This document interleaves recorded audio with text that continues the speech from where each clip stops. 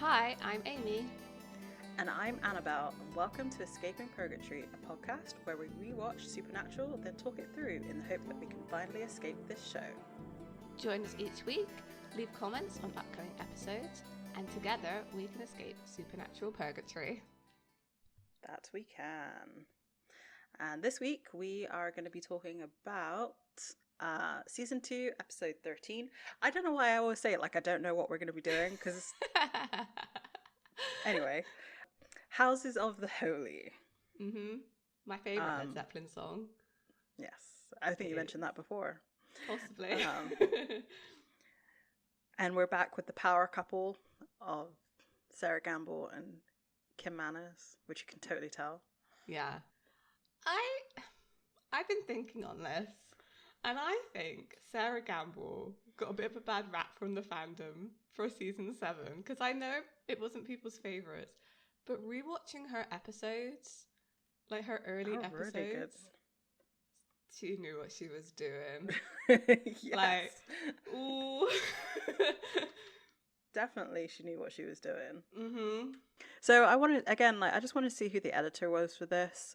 Oh, okay, so it was David Eakstorm. Apparently I've clicked on him before. Okay. So maybe he's done other episodes. Let's see. Oh, he worked on Gotham.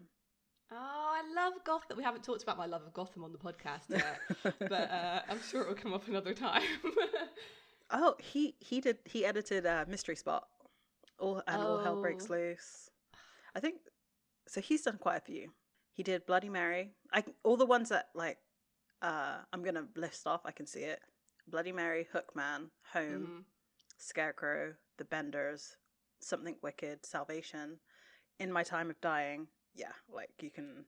All the hits, all the greatest hits. Yeah. Yes. Okay. It's one to keep an eye on, I think. I mean, this episode has an 8.1 out of 10, and but I just think like 10 out of 10 on all fronts this episode. At the moment, it's my favourite episode of season 2, and that's saying a lot because I did really enjoy Night Shifter. Mm-hmm. I think so. I guess in terms of story, and not any sort of B plot, this was probably one of the best ones. Because though it was Monster of the Week, it definitely had elements of where this story is going, as we know. Which is insane. That's insane. I was saying to Annabelle before we came on the podcast, this episode makes my brain itch. Just trying to keep it all together, all the storyline of Supernatural, which we all know is a lot, and seeing how it fits into this episode it's too much. It's actually too much. Well, with that being said, I guess we should get started with it. I will note that for at least on Netflix, there wasn't a recap. Nope, no recap for me.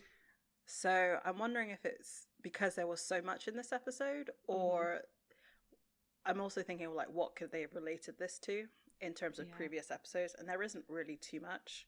Maybe stuff from Playthings, some of their little conversations that they had in that, but other than that, I don't really think there's too much they could have pulled for this episode. No, and I think if they'd done a recap, it would have done too much of the heavy lifting in this episode for the audience. Yes. Because there's a lot of subtext, I feel, in this episode as to how it relates to the major storylines. And I think if there had been a recap, it would have been too obvious on how that actually does relate. That's true. We're also, I was thinking about it the other day, we only have 9 episodes left. Kind of technically 8 because the last 2 are a continuation. So a part 1 and part 2. So it kind of makes sense that they're starting to ramp up the sort of story arc of season 2. Definitely, for sure. Yeah, you're completely right. Oh, I love this episode so much. So, okay, we start in Providence, Rhode Island, and we see a woman in an apartment. It makes very sure that the camera focuses on the angel statues that are on her side table as we see her chain smoking and watching TV. And she switches over to a televangelist who's preaching on the television, and she switches over. And as she does, all her lights start flickering, the TV comes back on, and the room starts shaking. One thing I noticed as it was going on was the televangelist says, can't you hear the angels singing? I quite liked that moment. Yeah. Definitely the combination of like what he was saying on TV and like what was happening, and like it feels like he was speaking to her, because if you saw his face, like usually televangelists, they don't usually focus so much on their face as kind of like the stage and showing the grandness of like where they're hosting, but it's like a real tight up of his face, like the entire screen is his, like not even his head, it's like from the bottom of his mouth to his forehead, like everything. So it's very much like, you must listen to the word of God, all that kind of garbage. It made me think of when media speaks to Shadow in American Gods, but that reference might be lost on some people. And as this earthquake seems to be happening in her apartment, she turns and there's like a bright light, and it's very... This bit was very X-Files. This feels like Kim Manners, because there's like a figure in the light. It's almost, I thought like alien abduction kind of vibe. Definitely it does, yeah, for sure.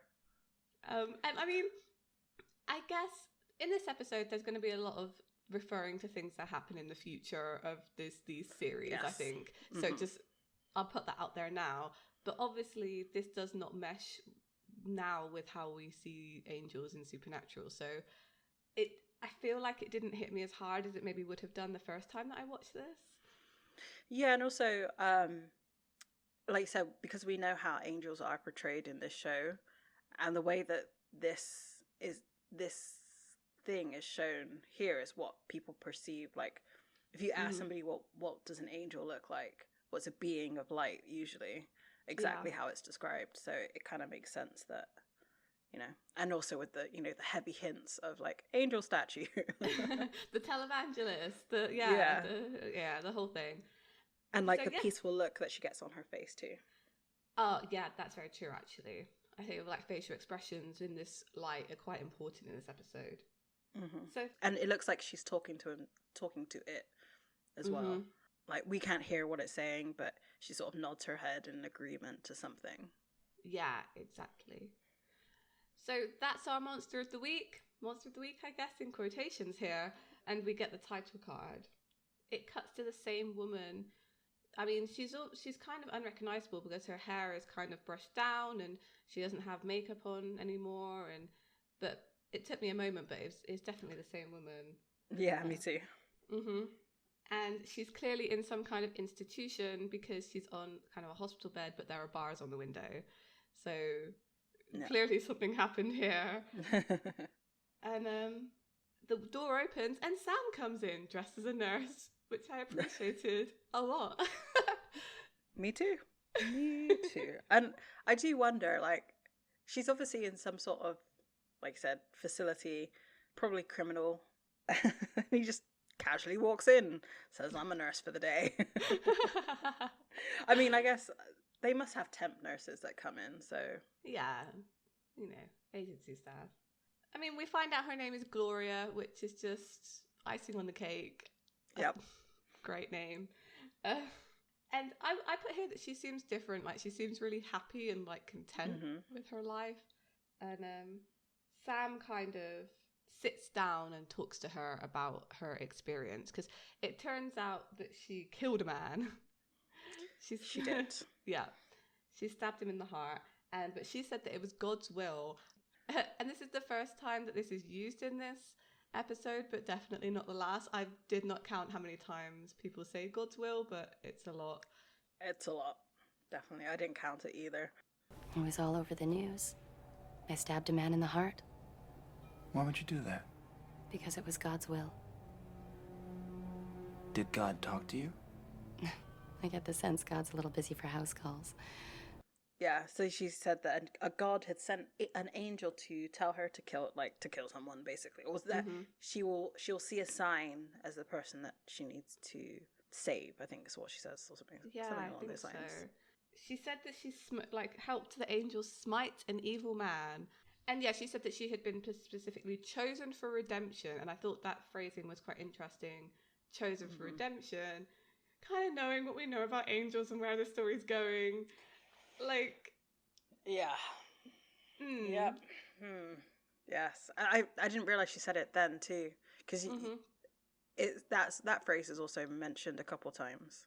Yeah. In this episode. And then we get to my favorite transition because she says, I just know what the angel told me, that this man was guilty to his deepest foundations. And that was good enough for me. and then it immediately cuts to Dean, and I just couldn't. That transition is insane. Yeah. And he's looking pretty guilty on that massaging, vibrating bed. I have no idea. Everybody has seen this. It's like one of those gifts that is just passed around forever. And you know, I'm not mad at it. I'm not mad at it. Not at all. I love it because she's talking about someone who's guilty to their deepest foundations. Cut to Dean with headphones in, vibrating on a bed. Like, come on, Sarah. Obviously he's not. I don't even know how to say this. He's not doing anything explicit. Explicit. He's just using the magic fingers, but Sam comes in and shouts at him like, "Hey!" which I love because he didn't hear him when he first comes in. What's weird to me is that Dean's eyes aren't shut. He's kind of staring at the ceiling. Just blissed out. So I've never, in my times of traveling in motels and stuff, I've never come across one of these vibrating beds before. But I have gotten a manicure and pedicure and sat in those massive chairs that has the massage thing. I gotta tell you, I guess I must have been in that chair for a lot longer than I thought, because the next day I was sore. My back hurt so much. I was like, God dang. So I'm guessing it just vibrates. It may have I don't know, ball bearings or something, massive ball bearings in it that I don't know. But why? This is my question. Why? I mean, beyond the obvious, but I can't imagine that feels good. But why was that a thing? I don't know. I can't tell you. I don't know. Dean, you're enjoying that way too much. It's kind of making me uncomfortable.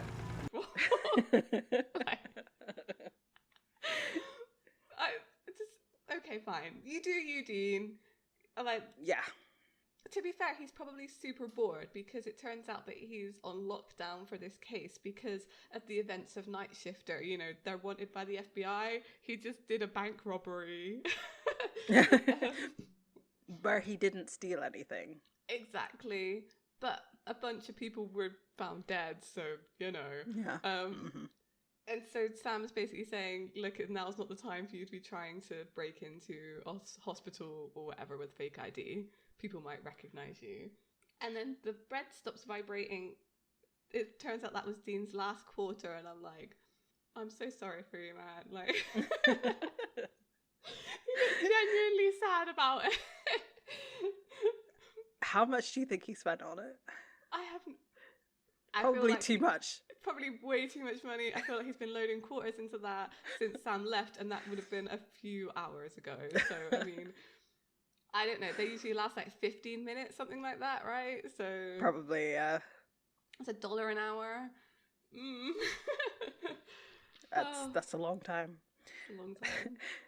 Sam's so he you said, he asked Sam for a quarter, and the no that he gets in response was just the funniest. I don't know what, something about it. I was just yeah. I guess it was again another pretty good sibling moment. Oh, damn it! My last quarter. Hey, you got any quarters? No. Yeah, I mean, and also I know that Sam definitely probably did have some quarters. I'm just saying, probably the way he said that. No, yeah. Yeah. So Sam says that he went to go see Gloria, and he kind of believes her. And Dean makes a joke saying she believes she was touched by an angel, which is a movie reference, I believe. And it turns out that the guy she killed was called Gully. They couldn't find any dirt on him, no criminal record, no nothing. He seems like a good guy. He went to church, etc. And they kind of talk around it about how Dean kind of thinks that she's maybe just got like mental health issues. Sam kind of thinks that she maybe did see something. And what they're establishing here is that Dean very much does not believe in angels. He can't see his way around it. He doesn't want to believe in angels. He doesn't get it. Whereas Sam's kind of open to the possibility. Mm-hmm. I like the conversation that they have to kind of prove this, because Dean says supernatural, which I kind of love. Like, I love it like you. I like it when they say anything. Dean compares angels to unicorns here, which is how much he doesn't believe in them. Yes, supernatural maybe, but angels, I don't think so. Why not? Because there's no such thing, Sam. Dean, there's 10 times as much lore about angels as there is about anything else we've ever hunted. Hey, you know what? There's a ton of lore on unicorns, too. In fact, I hear that they ride on silver moonbeams and they shoot rainbows out of their ass. Wait, there's no such thing as unicorns? Dean's about to answer, is it, like, seriously, too? Like, I'm guessing we might have spoken about this before, but, like, have you ever been in an argument where somebody, like, you're arguing with somebody and then they suddenly agree with you and you still want to kind of argue with them? Yeah, for sure. For sure. This is exactly what that is. Exactly. Like, you know, Dean's saying, like, he believes in what he can see, you know. He's seen spirits, he's seen demons, he's seen vampires, like, he knows they exist. And I would say here, he kind of gets angry about it. Like, as he's talking to Sam, like, more and more, he kind of gets kind of angry and upset that, no, this is definitely a demon or a spirit. It can't possibly be an angel. Like, very defensive. And it kind of makes sense. And, you know, throughout this whole episode, I was always on Dean's side because he's right. Like, you have at least 40 years of experience, right? Because you're looking at John, you're looking at Bobby, and none of them have ever come across an angel. So what makes it, why would he think it's anything but something he already knows? See, I do get that, but, like, I also do see it from Sam's perspective. And I've said this before about 3 times in the podcast. If demons exist, hell exists, why wouldn't heaven exist and angels exist? Like, it makes logical sense in their universe. And just because they haven't seen them doesn't mean they aren't there. So I understand Sam's faith in this, I guess, because it does make logical sense. And also, I mean, Sam's counter argument saying, you know, before this with before the unicorn thing, he does say there's so much lore on angels, like, of all the things that they've ever hunted, angels has the most. So from that perspective, yes, that makes sense. But, and you're right, they're not going to see everything. Like, even with everybody that they know, not everybody's going to see everything. And knowing what we know now, we understand why nobody's ever seen angels in this show, because they're in different assholes. That's true. So it makes sense that they wouldn't, you know, make themselves known to humanity at this point. I like this. I think, and this is the main tension in this episode, is that, you know, Dean doesn't believe and Sam believes, and it carries on all the way through. So Sam's already checked out Gloria's apartment. Dean makes a joke about not finding fluffy white angel wings there. But they haven't checked on Gully's house because Gloria said that she'd seen a sign that told her to kill him from the angel. So why don't they go see what that sign was? This next shot of them driving up to the house, like this continuous no cuts. Mwah. Shake kiss. Oh, gosh. Oh, it was very good. I really liked it. And I think this feels, again, like a quintessential Supernatural episode. Like the styling, the writing, just like the character development in this too. Yeah. It was really...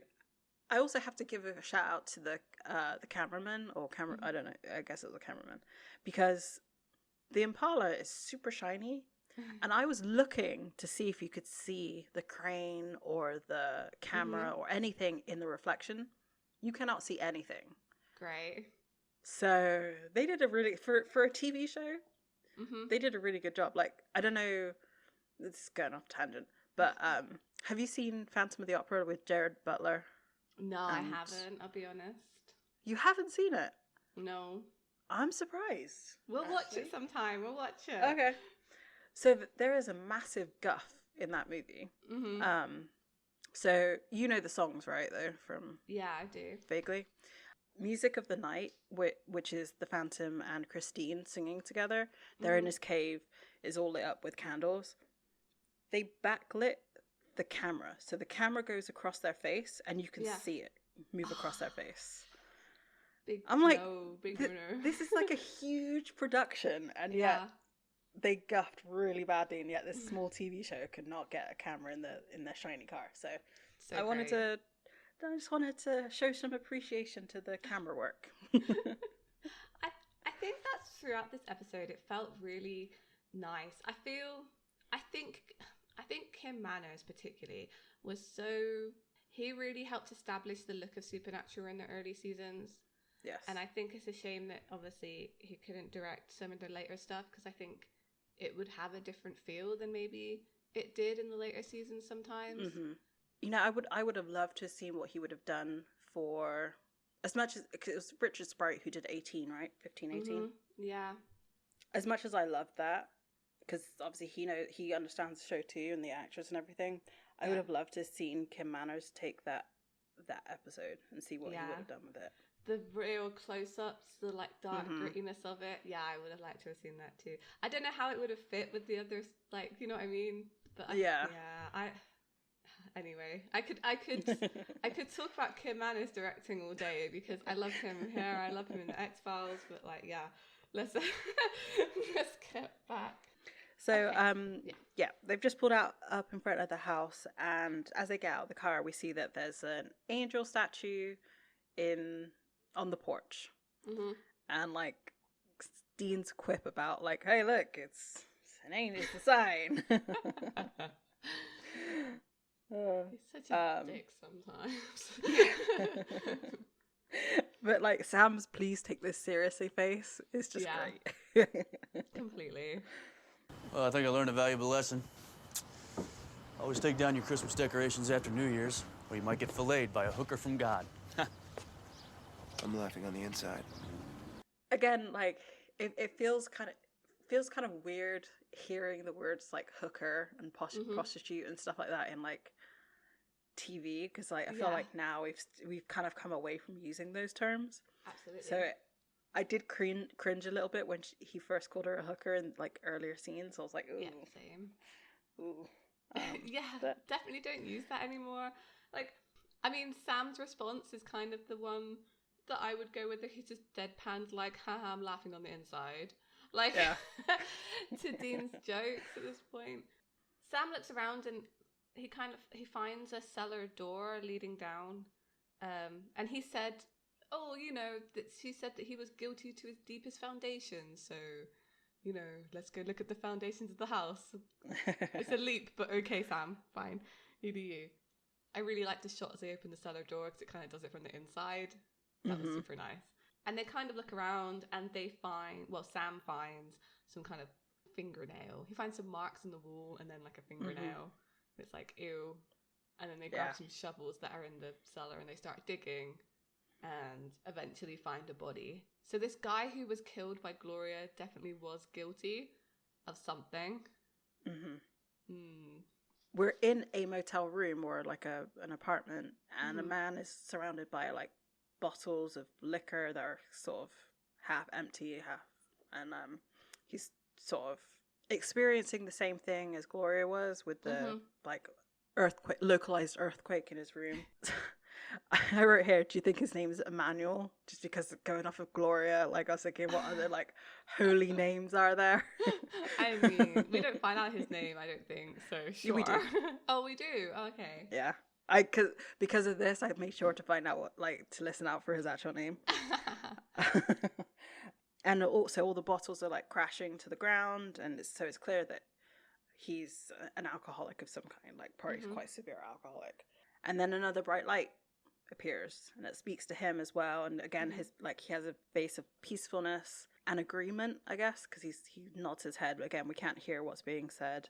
Yeah. It's kind of a creepy nod. I think they weren't the direction on that might not have been the greatest, because he's got like the kind of wide-eyed smile, just like nodding at nothing.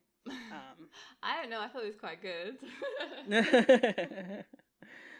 And then we cut to him walking around, like in a town, and he passes by this house. A bright light appears again at the porch, and then again he nods as if to say, "Okay, this is the house," kind of thing. He goes to the door, and he rings the doorbell.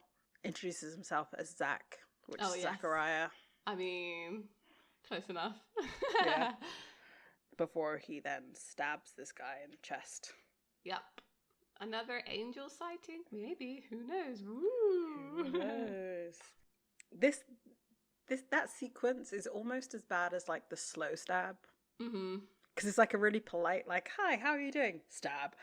Like, it's quite creepy. It's quite random, but obviously we know it's not because of this whole angel thing. So this town's got some issues. It's got some issues. Then we come back to Sam and Dean's motel room. He's listening to the police radio, and he's still desperate for those quarters. As Sam walks in, that's the first thing he asks for. He's got a problem. Did you bring quarters?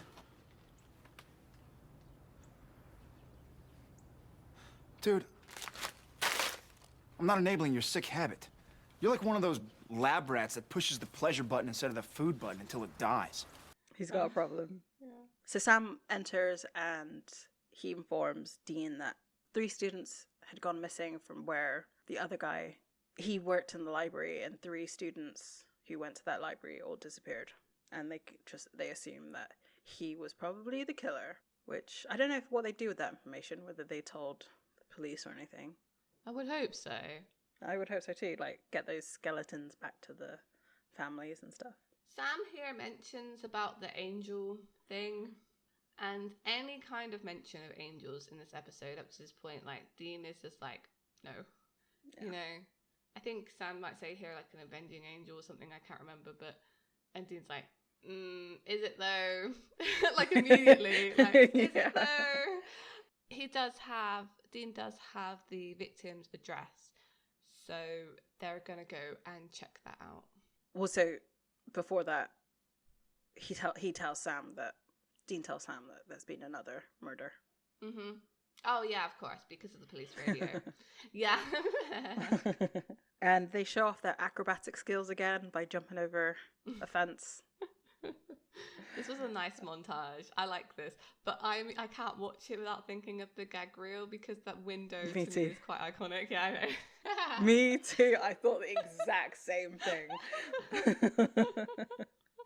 I think that's so funny that we thought the same thing. Because he uses the knife to open up the window, which was like, I'm so glad that like everywhere I live has double glazing with actually locking windows. I know. Because that's terrifying how easy it is to like open. Well, in reality, apparently it's not that. It's actually more difficult. I also just realized he's not wearing a cast in this episode. Oh yeah, that's totally true. I didn't see that either. I guess his wrist is finally healed. Anyway. Yeah. It just clicked. It literally just clicked.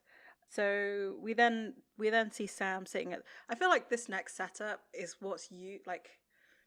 is used so often, because it was used in The Usual Suspects. Sam's at the computer, and then Dean walks into the room, flicking through some papers. Like that. Yeah. That sequence is always the same. Mm-hmm.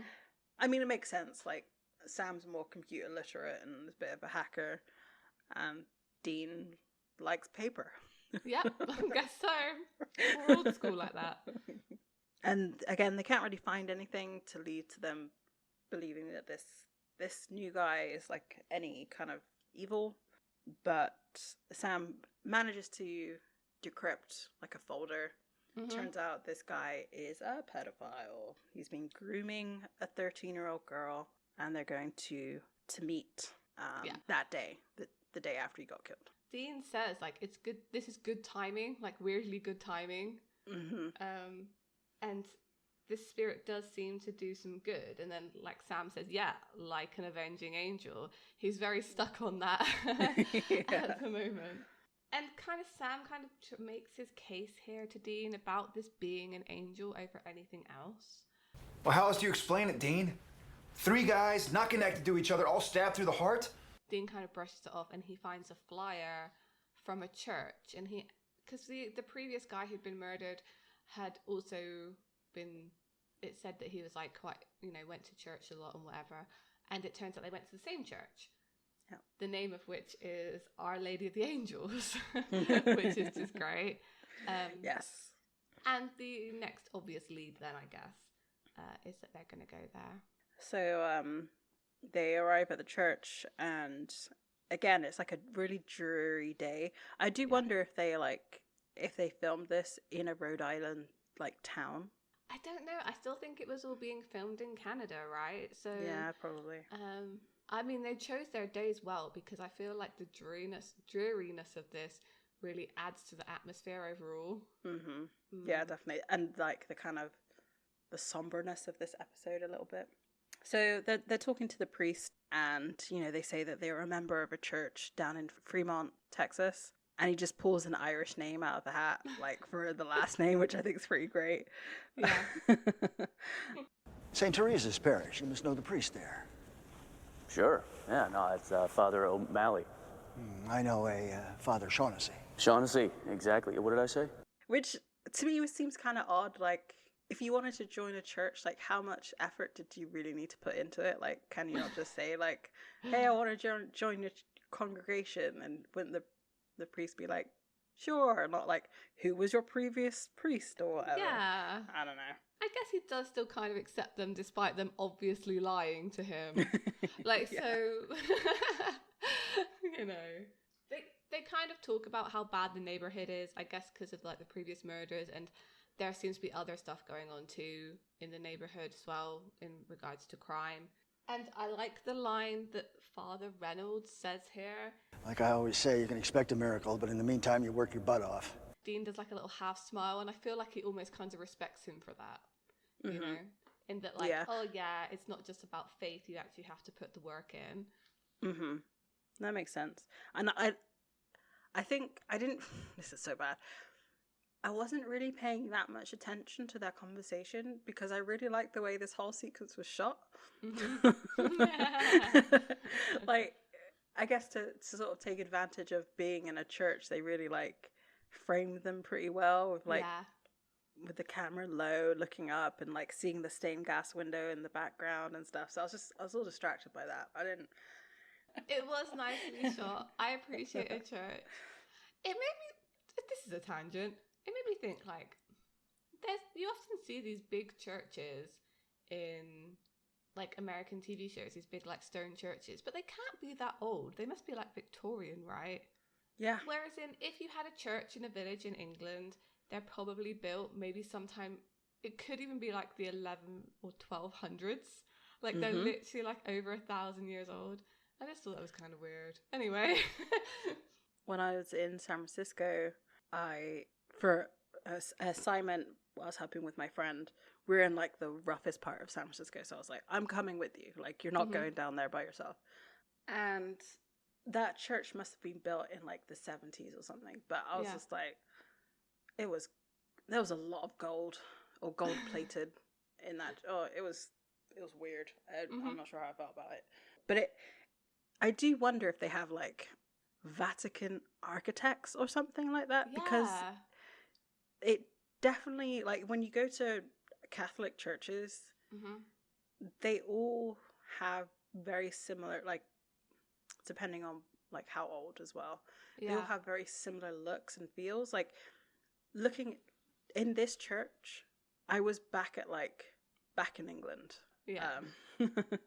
Well, I was back at our local Catholic church, which is actually the Church of England now.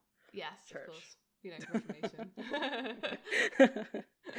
I find it seriously interesting. I'm not religious at all. I love to visit a church. I think the architecture is something that you don't find anywhere else, and sometimes I find it strange to see in American TV, because I always think about like, well, how old is that church? Like, what have you? This sounds really terrible. Like, what churches have you kind of copied to get this look? And that's not necessarily a bad thing. It's just one of those things I wonder while I watch television. I mean, so back to the episode. I mean, Father Reynolds, they kind of talk to him about the case, so they kind of talk around it, you know. Oh, I hear there's murders going on recently. Oh, yeah. They kind of find out that the priest believes in angels in some roundabout way. But, you know, of course, he tells he's a priest. And but he doesn't think that they would incite murder, which, you know, in Supernatural is maybe not true, but okay, fine. I mean, he does reference a painting of Michael, which I think is very telling in the background. Hey, look, this moment. Itchy brain. Yeah. Because we can't just say like, oh yeah, he references a picture of Michael. No. So you don't believe in those angel yarns, huh? Oh, no, I absolutely believe. Kind of goes with the job description. Father, that's Michael, right? What Sam does is he points, I guess, past Dean, but when you're looking at it on the camera, it looks like he's pointing to Dean, and then says, oh yeah, that's Michael, and you're like, they can't possibly have foreshadowed this. It's not possible. They hadn't written it yet, and yet here we are. Here we are. And yeah. The painting that they chose to have on this church wall is of Michael putting a spear through Lucifer. And so he says something about like he has this flaming sword, and I was like, does he never get a flaming sword? Okay, no, but okay, right, here we go. That's right. The Archangel Michael with the flaming sword, the fighter of demons, holy force against evil. Dean is in the foreground when he says flaming sword. Fine. Fighter of demons, like a holy force against evil, and Dean looks kind of impressed. Now, I wanted to make the point here that, like, as he says flaming sword, Dean is in the foreground of that, because Dean is the Michael sword. He is the sword, right? Sarah Gamble, I need to have words. Like, because how much did you know? How much were you planning to get angels into Supernatural? Like, come on. Like, you can tell me, how much were you planning this? Because there was never plans to bring angels into Supernatural until the writer's strike, etc., blah, blah, blah. We kind of all know the story, and if you don't, we'll get there when we get to those episodes. But she must have known something to write it like this. And Kim Manners to direct it like this. Insane. Yes. Insane. So I do wonder if, like, she was, like, the voice in the back of Kripke's head, like, hey, we should bring angels. Hey, we should bring angels. Hey, we should bring angels. Hey, we should bring angels. And then Kripke's like, fine, angels. I think so too. Like, I don't know if we have, I think we do have Sarah Gamble to thank for this, because I mean, we were talking about this previously. I love the biblical stuff in Supernatural. Like, that's my jam. I love it. Some people, I think that it should have maybe stayed with some of the more, like, folklore stuff, and I totally get that too. But as, like, a Neil Gaiman fan, I love this stuff. Like, oh, it just speaks to me. I mean, I can't believe this conversation exists and that the show went where it did go. Anyway, okay, rant over, I guess, or like whatever that was. No, I mean, you make a good point. Like, I didn't think about, like, how, because I feel like it's in every one of Sarah Gamble's episodes. Is huge, especially in this episode, especially in this season. Like, she's done like 3 or 4 episodes so far. Yeah. Every single one of them has this huge foreshadowing happening. And I do wonder if, out of anybody, if she had a plan. Yeah, I wonder if she had a plan. Like, Sarah Gamble, come do some panels. I have some questions. I just have like a few little questions for you. Yeah. Because I think back to that special that we watched from season 1. Yeah. What does she talk about in there? Like, exactly what happens. Yes. And that was season 1. I know. So, yeah. It's definitely foreshadowing. It is. I count it as foreshadowing. Despite despite them saying they didn't know the story was going to go. I think they did. Yeah. I think some of them did. So the priest quotes like Luke 2:9 here, and he says like he talks about angels first as like God's warriors, and that when it says in the Bible when an angel appeared to people they were terrified. I very much ascribe to the fact that like I say fact like but you know what I mean, like that's probably because like the true form of angels is probably all like spinning wheels and eyes and stuff and like super not on anybody's plane of reality, but I kind of like that.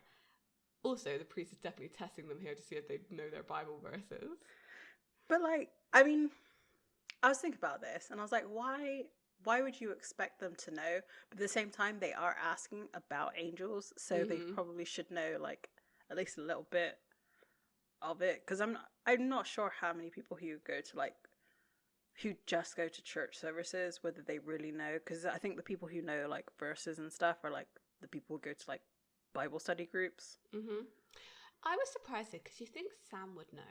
I kind of imagine Sam researching the Bible like he would any other kind of text.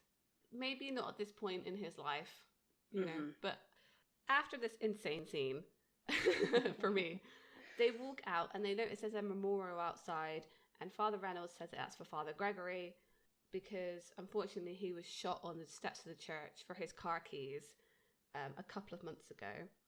And kind of since then, when Father Reynolds took over, he's been praying for like divine intervention in the crime that they're seeing in the neighborhood, etc. Right. Dean kind of makes the connection that this priest who was murdered could be a vengeful spirit, but Sam then says, well, yes, but also the current priest started praying 2 months ago too, so it could be an angel. And they kind of have two differing theories on this, which doesn't tend to happen with them, actually. Like, usually once one of them comes up with a solid theory about what the monster of the week is, the other one tends to kind of go with it. So it's unusual to see them opposed in this way, I think. Oh, come on, man. What's your deal? What do you mean? Look, I'll admit, I'm a bit of a skeptic, but since when are you all Mr. 700 Club? Well, seriously, from the get-go, you've been willing to buy this angel crap, man. I mean, what's next? You gonna start praying every day? I do. What? I do pray every day. I have for a long time. Oh, this conversation. Like, yeah. How do we approach it? So Dean says, like, I'll admit I'm a bit of a skeptic. Okay, so maybe he is the Scully. Okay, fine. But asks, like, why Sam is willing to believe all this angel crap, as he puts it. And then he says to him, like, are you going to start praying every day? And then Sam says, I do. And I have for a long time. And Dean is quite surprised. But, okay. Sam. Now, I think you could come at this episode and say that this is a very Dean-based episode about him sort of finding a bit of faith. I don't think so. I think this is very Sam-centered, this episode. And this is why this conversation makes me think so. Because I really feel for Sam in this. If you found out that a demon had plans for you, and I feel like, as I said, he's already made that connection between demons, hell, so maybe there is heaven, angels. If you found out a demon from hell had plans for you, would you not start praying? Like, yeah, absolutely. Absolutely.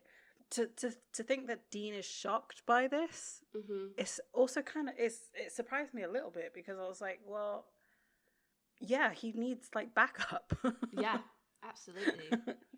It makes sense that, I mean, you put it so succinctly that I have nothing else to add, but like, no, it's just, you're right. You're 100% right. And I have nothing else to add. I agree with you though. I think it's a shock that Dean is surprised because, but also that speaks to his character. he so much doesn't believe in the good side of the bad stuff that they see. Like, he can't make the same connection that Sam makes to hell and heaven. I fully believe at this point, Dean believes there is a hell, and that's it. There's no good things in this world. We're fighting against the things that surface, but there's no good. We're the only ones that stand between normal people and the supernatural stuff that we see. Which also, it brings into question a little bit what he believes happens to the spirits that they exercise. I can't imagine holding on to that weight of like, okay, they saw their mum's spirit in home, and he doesn't like he believes there's a hell, but what happens to the people who don't deserve to be there? This is what I mean. Like, do they think that his mum's just gone now to hell? Like, he's so pessimistic. I think early season Dean is so pessimistic. Like, he can't see at all any kind of good in his future. Whereas Sam is very optimistic often at times, despite really having no reason to be. Because he's got that whole weight of like his destiny or whatever weighing on him. After this kind of conversation outside the church, they decide to go check Father Gregory's grave, because obviously he's buried in the church. And they go down, and Sam sees an angel statue shaking, just like the localized earthquakes that we saw in the previous 2 visitations. And he sees a light. When Dean comes back in, Sam is passed out, and he shouts at him, Sammy! Sammy! Hey! You okay? Yeah. and they go back in the church and they have another conversation.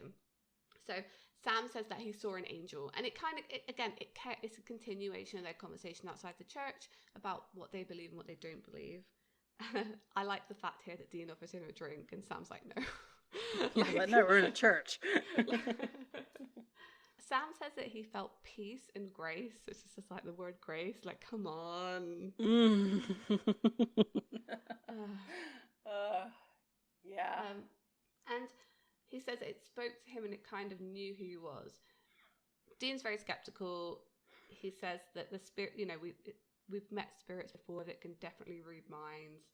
Which we were talking about this another episode ago. I guess that was the case then. Yeah. That's fine. And asks if the angel told him, or whatever it was, to kill somebody. And Sam says, yes, it did. You were personally chosen to smite some sinner. You just gotta wait for some divine bat signal, is that it? Yeah, actually. Great. I don't suppose you asked what this alleged bad guy did. Actually, I did, Dean. And the angel told me. He hasn't done anything. Yet. But he will. So the angel said that this person that he's supposed to kill hasn't done anything bad yet, but they're going to, so he should kill him. And Dean's line here, and like the close-up on his face, like, oh, whew. You know, you're supposed to be bad too, Sam. Maybe I should just stop you right now. You know what, Dean? I don't understand. Why can't you even consider the possibility? What, that this is an angel? Yes! Maybe we're hunting an angel here, and we should stop. Maybe this is God's will. Why is this episode so heavy? And I think it's kind of telling that Sam doesn't have a response for that. Sam fully believes now that an angel spoken to him, told him to go smite this guy because he might do something in the future. And Dean has a pretty good argument with like, well, so could you. So Sam wants him to stop hunting this thing because he thinks it's an angel and says that it could be God's will, those words again. Then Dean goes into this massive kind of speech. And I think this is the most we've heard Dean kind of talk about something for like a few episodes now. Like go on a really long speech. You've got faith. Hey, good for you. I'm sure it makes things easier. I'll tell you who else had faith like that, Mom. She used to tell me when she tucked me in that angels were watching over us. In fact, that was the last thing she ever said to me. You never told me that. What's to tell? She was wrong. There was nothing protecting her. There's no higher power. There's no God. I mean, there's just chaos and violence. Random, unpredictable evil that comes out of nowhere. It rips you to shreds. So you want me to believe in this stuff? I'm gonna need to see some hard proof. You got any? And that this line is very famously written. I've seen blog posts about it. I've seen gifs about it. I've seen fan fiction about it. In that Mary said to him, and Dean says this was the last thing she ever said to him, was that angels are watching over you. And then he gets really bleak. Yeah. He talks about the chaos of the world and the darkness of the world, and like, that's it. That's all there is. There is nothing else. And it's just, it's so sad that like he has the one person who had faith was taken from him. Yeah. So of course he would think that. Yeah. Dean is in many ways, you know, John's kid in that it is very bleak outlook in his future, whereas Sam managed to get away from that and think of other things for himself. And it's a continuation of that last conversation. You know, Sam's hopeful, Dean's not. I think coming with the proof, Dean thinks about this in a pessimistic way for a reason. There hasn't been any proof in his experience that there is any good on their side. You know, heaven isn't on their side, angels aren't on their side. Otherwise, surely they would have seen them by now. Like, it makes sense. Like, you believe what you can see. And I mean, this also comes back to his philosophy of like, if it's a monster, I have to kill it. Yes. You know, it's only recently that they saw those vampires that were actually like non-violent, basically. Yeah. So his whole black and white aspect of his life comes to this too. Like, he's basically saying, I'm always in the black, so why is there ever going to be some white? Yeah, that's so true. Oh, I just want to propel them 5 years into the future and be like, look. I do wonder if like this conversation of his like adamant denial of angels and God and everything like that, or anything good, is when Chuck started to take notice. Like, is this the moment that Chuck's like, hang on a second. There's this person, Sam, who's being influenced by demons, and I have his brother who's doesn't believe in anything good. Let me see if I can fuck this up. Like, yeah. I mean, Chuck is a complicated character. Yeah. See, this is, when you start to bring Chuck into this, it gets complicated. Because I'm of the personal opinion that all of human history has been leading to this point. Like, he's been writing this since the dawn beginning of time. Yeah. So, to, I guess, write a character, this is getting meta, to write a character who has no faith in you as the author is a move. But one that's been kind of done, I guess, in other media. It makes sense for them to be on opposing sides of this because it makes for a good story, right? Because if they were both like, oh yeah, angels definitely exist, this is super good, it wouldn't be as good a story generally. And like when we carry it into later seasons, it wouldn't work as well. And I think, if anything, this episode made me really appreciate Sam's kind of best friend relationship with Cass. Like, if you really think about that, if you think about this episode and then you think about how he's friends with Cass, like, it's heartwarming. Like, it's very heartwarming. Down, that's heartwarming. Like, so, yeah, I don't know about Chuck. It's really hard because obviously a lot of this wasn't written at this point, and then you think about what was and what wasn't. And it only works as, like, these theories only work as a rewatch and not as an initial watch too, because... Yeah. But why is this episode so much better on a rewatch? And it's because of, like, I don't know. It's true. Season 4, season 5, like... Definitely. Where? Oh my god. Yeah. Like, it actually... Anyway, no, stop, Amy. Let's go on with the story. So, Dean says to Sam he has positive proof that this is definitely a spirit, so he takes him back to the crypt and he says, look at this grave, which is the grave of Father Gregory. It has all this wormwood on it, and apparently wormwood only grows where it's associated with the dead, and especially dead who aren't at rest. And Sam's like, well, maybe, I guess. So Dean comes up with a plan to prove it. He says, let's have a seance. If Father Gregory appears, he's a ghost. If he doesn't, he's an angel. And he even says, like, this is the perks of the job. We don't have to operate on faith. We can know for sure. Which, okay, fine, Dean. But, like, there's definitely been times where you're like, I read in this old book from 500 years ago that silver's supposed to kill this monster, so let's try that. So, okay, fine. And I think to the Tulpa incident, you just burn the house down in the hope you could change hope to faith. Yeah, absolutely. You can change hope to faith. So silly.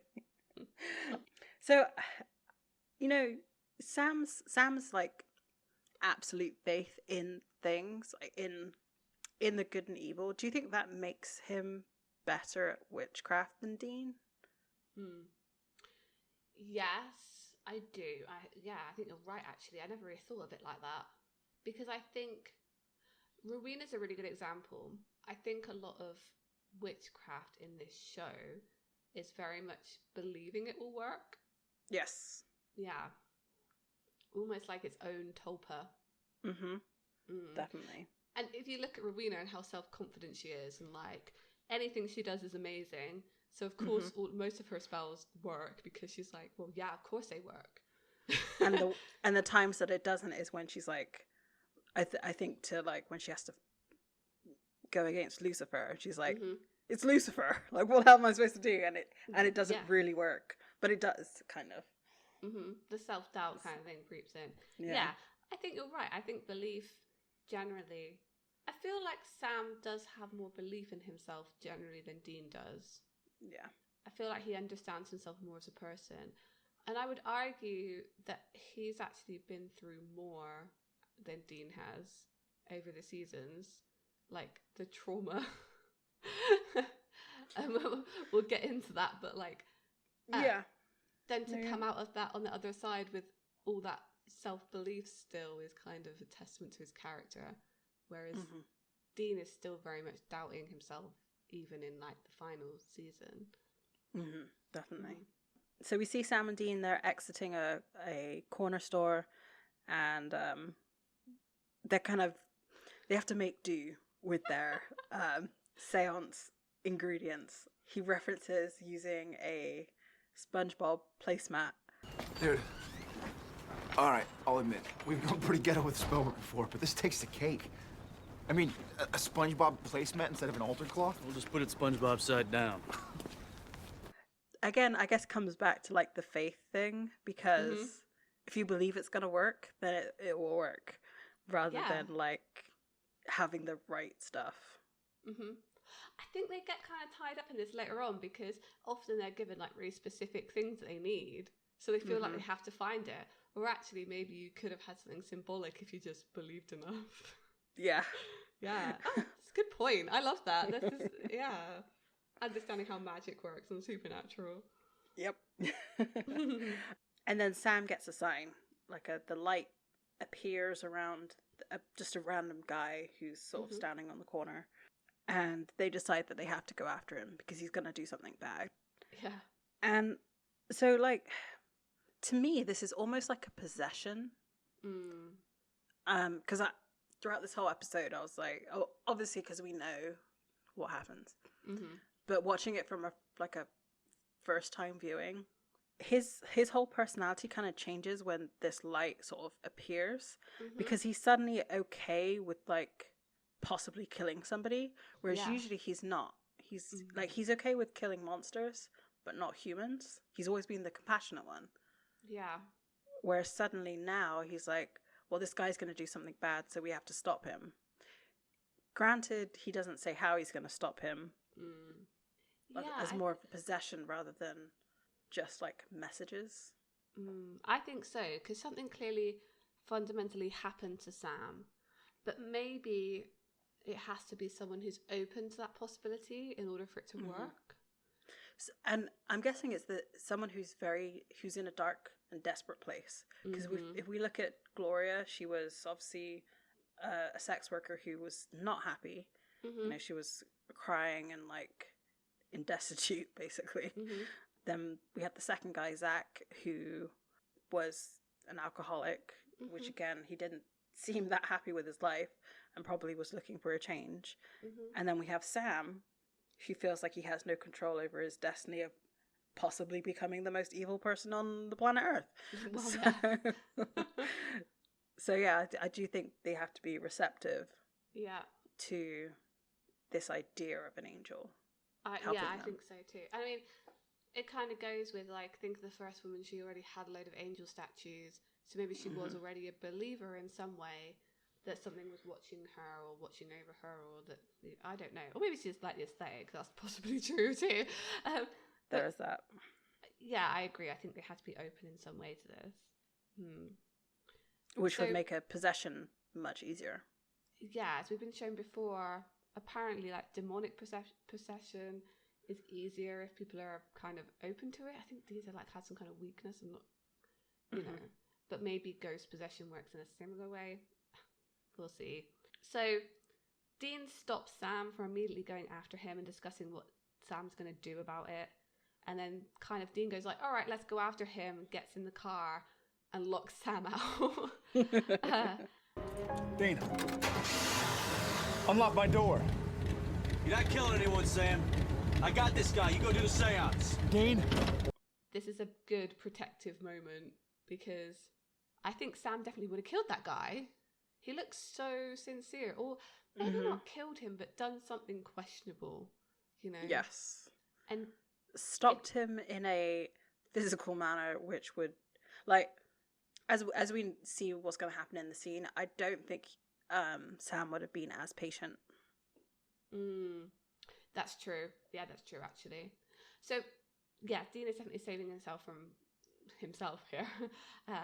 Because Sam's already got all complex about how bad he's going to become. I think if he did kill someone at this point, it would be earth-shattering for him. And I'm not sure he would recover from it very well. So... That's so funny. I wrote basically the exact same thing. Same brain. Same brain. I'm surprised people listen to us because we don't really have that many conflicts. We're both kind of like, yeah, we feel the same way about things. I promise that we watch these episodes separately and then talk about it together. So it's just surprising to us when we agree on things. One day there'll just be a massive blowout, like, and we're like, no, probably. You're completely right. Yeah, probably, maybe. We'll see. So, we see Dean following this guy in his car. I think we see him pick up a woman. I think that's in the scene. Then it cuts back to Sam performing the seance. And yeah, I kind of love this. Like, the thing is, they just said they got all this, and I quote, ghetto stuff for their seance, but it's still set up like super nice. Yeah. And like the priest catches him performing the seance in the like tomb of a church. Like, oh, Sam. So I do have a question about this. Do you think Dean told Sam to go do the seance so that he could be like he could see the proof either way? So like if Father Greg turns up, it's a spirit. If he doesn't, it's an angel. So he gets his confirmation. Whereas Dean doesn't really need that. He already believes what he believes. And like he doesn't need to see the proof that it's Father Greg and not an angel. Yes, I do actually. I think you're right. I didn't really think of that like that, but yes. Because doing the seance could have waited. They didn't have to do it at that time. They both could have gone after this guy. They didn't have to split up. Ultimately, they didn't need to do the seance at all. They could have just salted and burned his bones and it would have had the same outcome, right? So the seance is purely for Sam's proof. that this is a spirit, not an angel, which is, this feels very John Winchester parenting, and I'm like bad to say it, but like for Dean, I think, look, you believe this like bull crap, so I'm going to prove to you that it's not right. Yeah. And that feels very John Winchester to me. Yeah, it definitely does, which sucks. It does suck. I think Dean's a good parent to Sam, but there are some times where he went to the John Winchester school of parenting, unfortunately. Yes. Yeah, he definitely did. And that's not to say he doesn't overcome that later. Just make that point. This is true. True. I mean, we are probably 6 to 8 months after John has passed. So, he's not going to let go of those tendencies that fast. Yeah, exactly. I mean, we've already seen Dean defend John quite adamantly in the last episode, so. That's true. That's very true, actually. So, yeah, I do think it was part of go find out to Sam.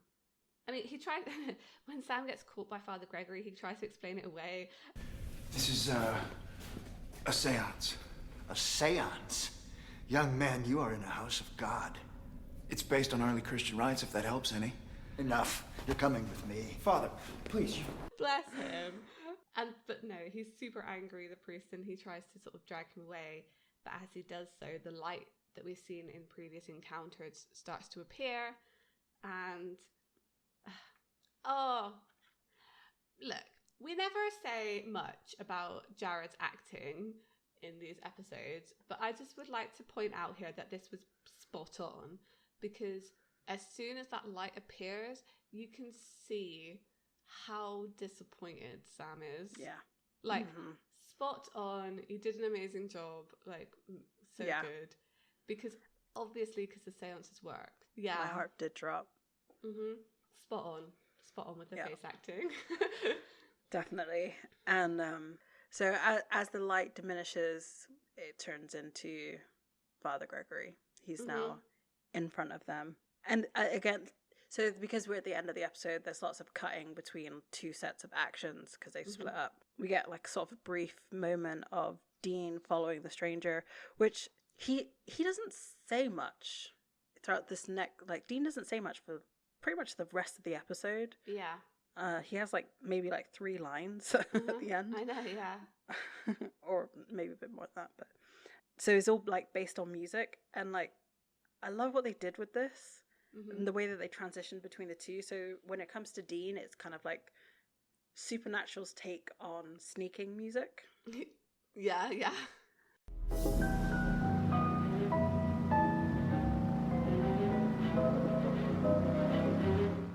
And then when it goes to the church, it's Supernatural's version of church or holy music.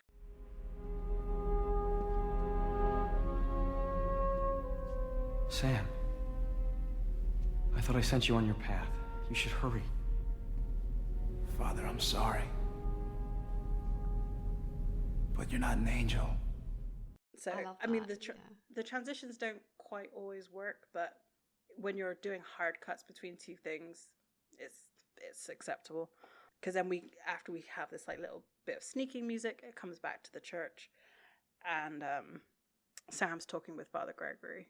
Yeah, and so Father Gregory, after he died, he believes he's an angel now, which makes sense, I guess, with his like religious experience, that he would believe that he was kind of a avenging angel kind of thing, rather than a vengeful spirit. He says to Sam that, you know, he set him on a path and that he should be carrying it out, and that he chose people who needed redemption, and then looks at Sam and says, "Don't they, Sam?" And I just wrote, ouch. Like, yep. Because Sam fully believes that he needs redemption. Right. Right now, he doesn't. No. Right now, he does not. He just believes that he does. This, I'll say this for Sarah Gramble. She likes to play on belief a lot. Yeah. I mean, her first episode was called Faith. I mean. like we were saying before, if you believe that you need redemption, he came to you, basically. Mm-hmm. And so we then again cut back to Dean, and he's like following the car, and he loses it around the corner. Mm-hmm. And so then we cut back to the the church.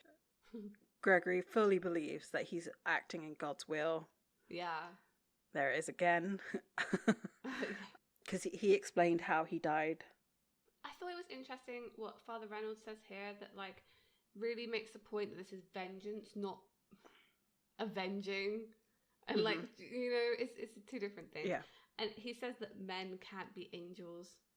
They found peace, beaten their demons, and I've given them the keys to heaven. No, this is vengeance. It's wrong. Thomas, this goes against everything you believed. You're lost, misguided. Father, no, I'm not misguided. You are not an angel, Thomas. Men cannot be angels. Like, Father Gregory's very confused.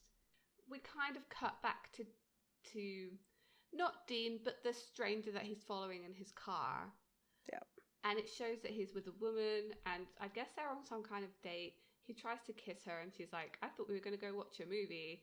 And then he gets really aggressive and starts attacking her. And I'm just like, oh. And then Dean punches through the car window to grab this guy, like, and properly punch him, like, slam his head into the steering wheel. And did you hear the, like, little beep? Yeah. The car horn. Yes. Kick that guy's ass. He was being a creep. And then he reaches in and unlocks the door, I reckon, because I think that's what he was doing, is that the doors were locked in the car. I love this move so much. He slides over the bonnet like he's in the Dukes of Hazzard, like, to go check on this woman, which is really sweet. Like, he's like, you okay? And then obviously he didn't knock the guy out as much as he thinks he did, because he drives off. And he made sure to check with this woman that she has her cell phone and she's going to call the police before he drives after him. And then we're back at the crypt again. And so Father Reynolds says, you know, I guess he's convinced Father Gregory that he is a ghost or a spirit, because he asks to give his rites, his last rites, and starts to, as he starts the ritual, like the saying or whatever it is, Father Gregory starts to like shimmer like a ghost does. Yeah. And he gets kind of taken aback, which I think is kind of interesting, because I do wonder how many ghosts he would have actually encountered in his life. Probably none. So to actually see the existence of it is probably quite assuring, I guess. It must be, right? It must boost your faith. I guess so, yeah. For Father Reynolds, who's performing the last rites, like, yeah, I guess this is very affirming of his beliefs. Maybe. Kind of. It must be super weird, though. Like, I'm trying to think, like, do Catholics believe in ghosts? I'm trying to think, like. Well, I mean, this is why they give the last rites, and this is why it worked. Because I was also thinking, like, you know, there's universal ways to get rid of a ghost, which is salt and burning. But if the person is religious, in which Father Gregory would have been, having your religious ceremonies is what's going to help you move on, which is exactly what happens, because he gets engulfed with light. Again, it's about belief, right? He believes that this is going to work, even as a ghost, so it does. Again, I hate to bring it back to Neil Gaiman, but this is his whole view on the afterlife in Sandman, is that you go where you believe you're going to go. Ultimately, it's your choice. The choice, yeah. Yeah, whether you're going to go to heaven or hell or stay as a ghost. And this kind of shows in this, because I don't think this would work on a ghost who didn't have that as their religion. Right. If you were not Catholic, this wouldn't do anything for you. Yeah. So it's not the religion that's causing the ghost to go. It's the person themselves. I think it's really interesting, because I think in the first watching of this, you could be like, oh, he's a priest. He's managing to exorcise this ghost through the last rites. But actually, on a rewatch of this, I'm like, no, it's definitely the first one, which is like the belief thing. Anyway, I don't know. I found this super wild on a rewatch. Definitely. Most definitely. Because, you know, I do think so in American history, like, I watched a YouTube channel, Ask a Mortician. Mm-hmm. She's really cool. Yeah, I do too. And when she's talking about, like, cremation, how, you know, it was unaccepted. Like, people didn't want to be cremated because they thought it would lead you to go to hell. Like, there would be so many more Catholic ghosts if their last rites were not read to them. Yes. Yeah, that's true. Or like, yeah, if you don't administer the things you think you need to pass on, then yeah, of course there would be more ghosts around. It's really interesting, this kind of universe they've built. And then it never really pays off, let's be real. No, it doesn't. But, nope. So I guess that aspect is what, like, kind of gets missed in later seasons. They stop doing these kind of intricate, like, I say intricate, we are also putting so much of ourselves on this. I know. That's what TV's for. Yeah, exactly. It's just fun to think about. It is. But I can see I can see why some people are like, well, I missed this of Supernatural, the more sort of human elements of it, because this is very much a human story. Yeah. Versus like some of these big epic angels and demon stories that they come up with. Yeah, I really do enjoy these seasons because of their grounding. Like, you feel like this could happen in your universe. Where you're right, I think when you get to later seasons, it doesn't feel like it could be happening here anymore. That it's fantasy rather than, I don't know, gritty realism almost sometimes. Yeah. Anyway. So the last rite has worked, and Father Gregory has passed on. Then we're back with Dean, and he's chasing I called him a creep because he is the creep in the car. I don't really recall ever seeing like a car chase scene so far in this. There was kind of one in Route 666. Kind of. It wasn't that good, but this was better, I think. Quite like this one. Yeah. So Dean's chasing after him, going through like turns and stuff, and I was thinking, that car can't turn for shit. It's a 1960s American muscle car. That thing is built to go in a straight line fast. That is it. It's a shoebox. It's like trying to turn a shoebox. Like, yes. It's heavy, it's bulky, it looks sexy, but that's it. That is it. Oh, that car is for winding down your window and pulling up to slowly to someone and being like, hey. Hey. Yep. Being a scrub. Anyway, that was what my brain was going to. And you know, so this I mean, I don't know how to really describe a car chase scene. It's just a car chase scene. Yeah. Go watch it. It's good. It's decent. It's a nice car chase. As they're approaching an intersection, a pickup truck kind of gets in the way, so the creep has to brake super hard, and the truck turns, and a metal pole like bounces off the floor, and goes straight through him. It was very Final Destination, right? Yes, absolutely. And, like, Dean stops his car and like gets out, and he says like, "Holy!" Like, yes. They should have just let him swear. Look, just let him swear. Thanks. Or they could have done like the hard cut. Yes, they could have done like he did swear. Yeah, we cut away from it. Yeah, Dean walks up to him and he sees that this pole has gone through the windscreen of this car and straight through this guy, and it looks like it's gone through his heart, which is relevant because the previous two people that we know of have been stabbed in their heart by the people who had seen angels in quotations. So yeah, he looks quite surprised by this. Yeah. Yep. As anybody would be, I'm sure.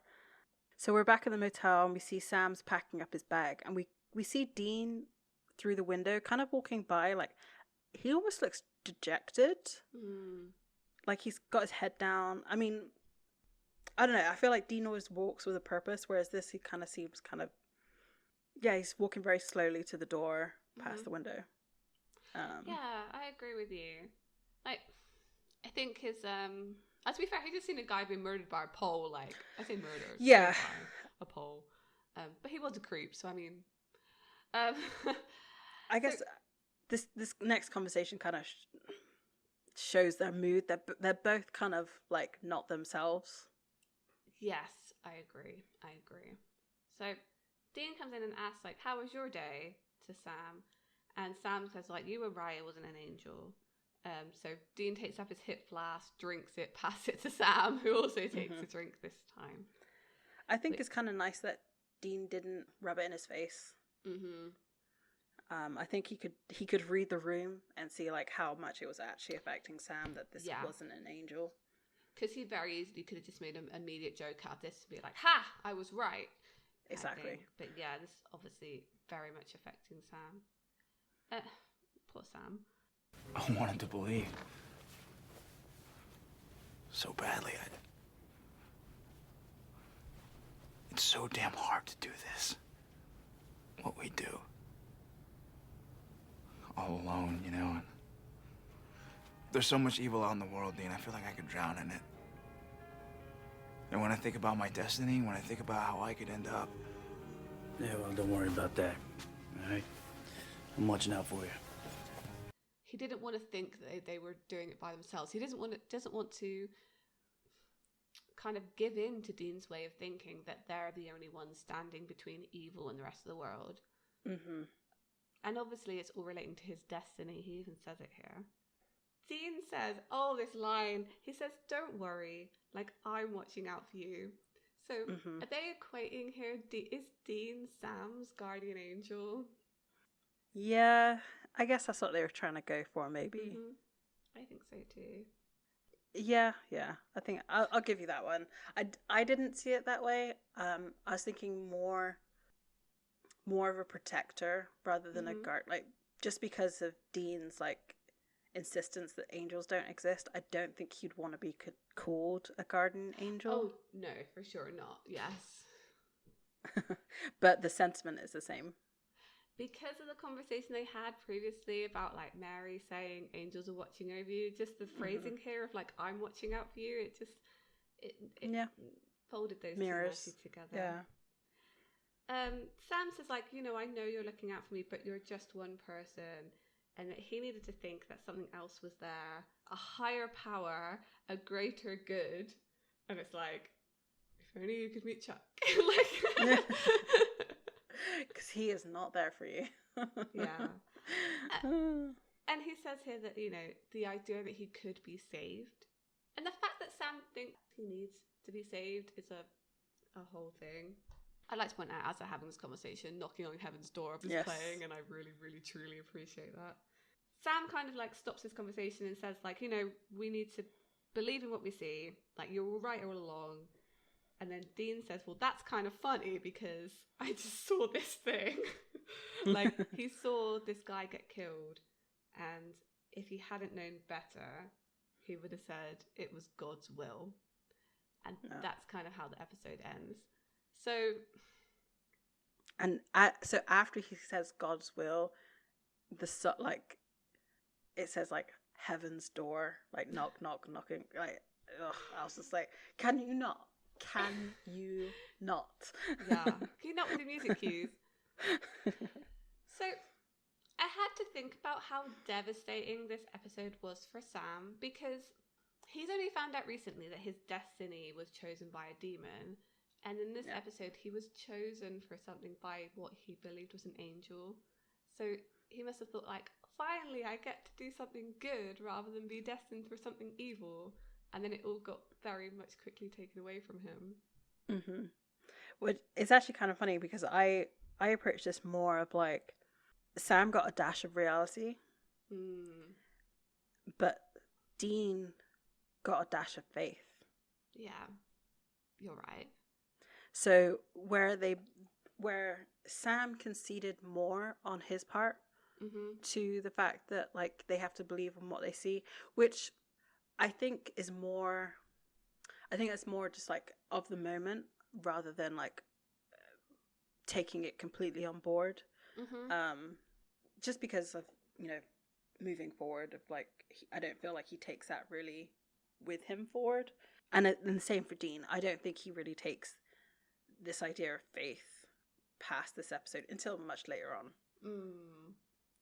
So that their goalposts of being so far apart on the faith issue is coming in a little bit.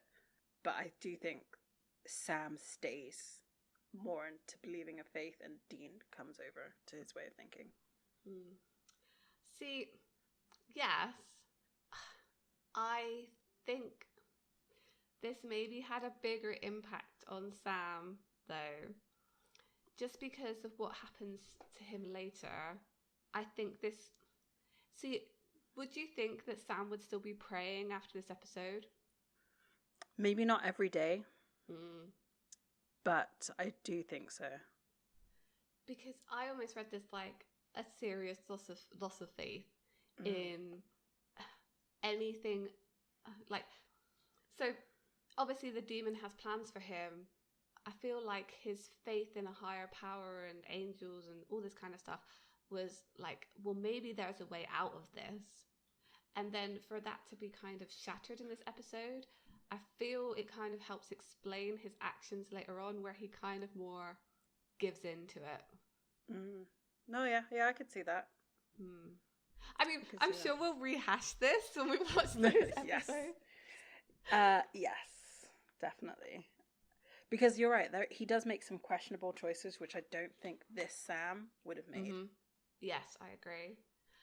And I think it'd be really interesting to re-examine this episode when we get to 401. Yes. Particularly. Especially for Dean. Because you're right. I think this instilled a small amount of faith in him. Seeing that guy get killed by that pole, just so out there. Like... And specifically through the heart.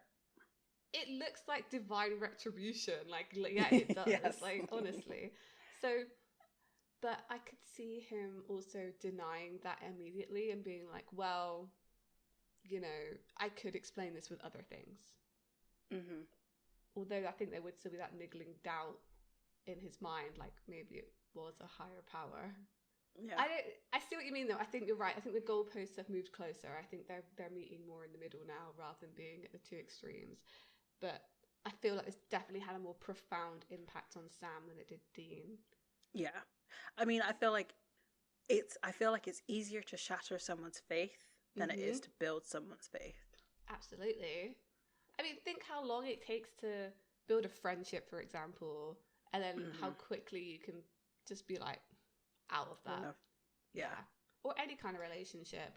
And I feel like faith is definitely a kind of relationship you have with the universe. Getting real deep here. No, I mean you're right. I do think that's right.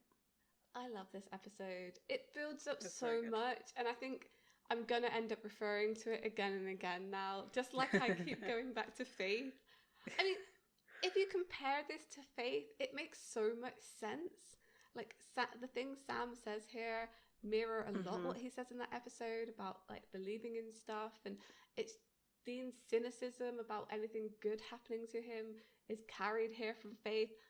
But I think from this point onward, maybe it does change a little bit. Yeah, for sure. Yeah. For sure. So. Well, that was a heavy episode. I loved it. Yeah, it was very good. I'm definitely interested to see like how this sort of continues on from here. So next week, we'll be talking about Born Under a Bad Sign. Yes. We're treading into territory that I don't remember. I don't remember this. Apparently Joe's back looking at the screenshots and Bobby's back. Annabelle, you don't know what you've got in store. You don't know. This is a good episode. This is a good one. This is a doozy. we've had some pretty solid episodes in this season. Like, I can't think of a really bad one. No. Season 2 is nothing but hits. Like, yeah. They found their groove. They definitely Mhm. found their groove in this season. Which I think is... I feel like that's the way with Supernatural. Their even seasons are usually pretty good. Their odd ones are like, meh. It's just like Star Trek films. All the Yeah. even numbered Star Trek films are good. All the odd numbers ones are questionable at best.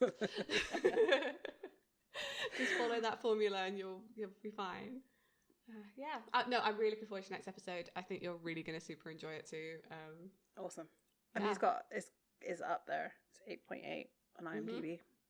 So, thank you very much to our friend, the Pixel Agora on Tumblr, who created our beautiful logos for our podcast. Thank you so much. Please go and check there are out and commission them.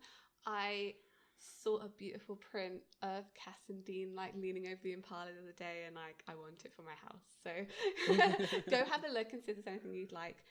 Also, for us, you can follow us on all the social media. Feel free to drop us a comment, a like, subscribe. We are hungry for attention, so please. So yeah, feel free, come interact with us. We're super friendly, promise. Definitely. So, on our journey through purgatory today, our faith was questioned whether we would actually escape. Some of us still believe, some of us do not. Maybe one day. Hopefully, next week, we'll get a little bit more of a foothold. See you next week. Bye. Bye.